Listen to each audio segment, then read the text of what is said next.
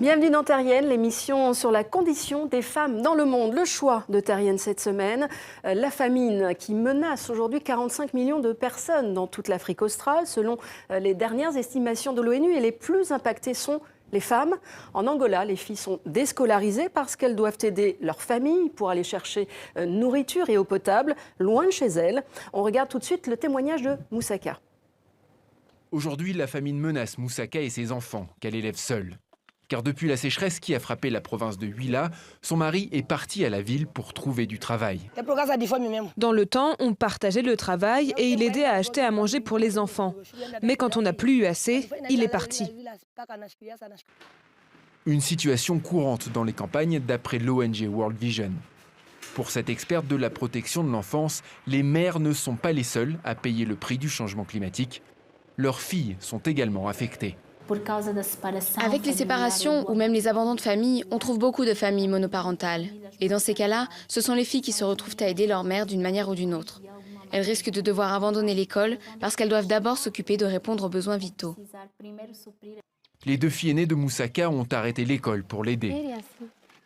Quand la plus âgée est tombée enceinte, sa mère lui a demandé de partir vivre dans la famille du père de l'enfant.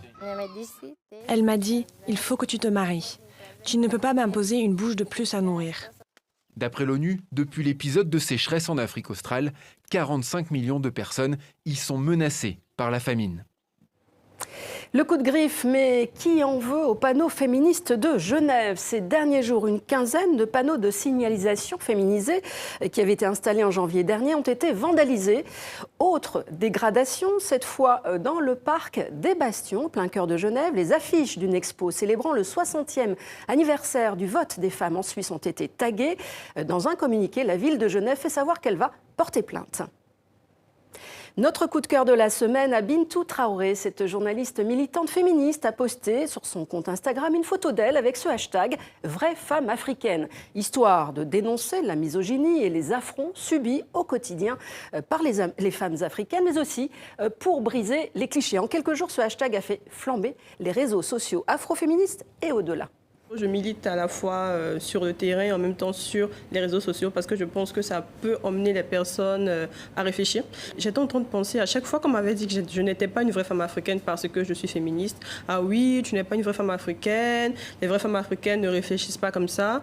Je trouve ça triste et terrible en fait que les femmes, surtout les femmes noires et africaines, pensent qu'à cause de leur mélanine, elles sont condamnées à souffrir. Je trouve pas ça normal. Je pense qu'on doit agir. Voilà, des informations et des témoignages à retrouver bien sûr sur notre site. Sinon, eh bien, bonne semaine à toutes et à tous.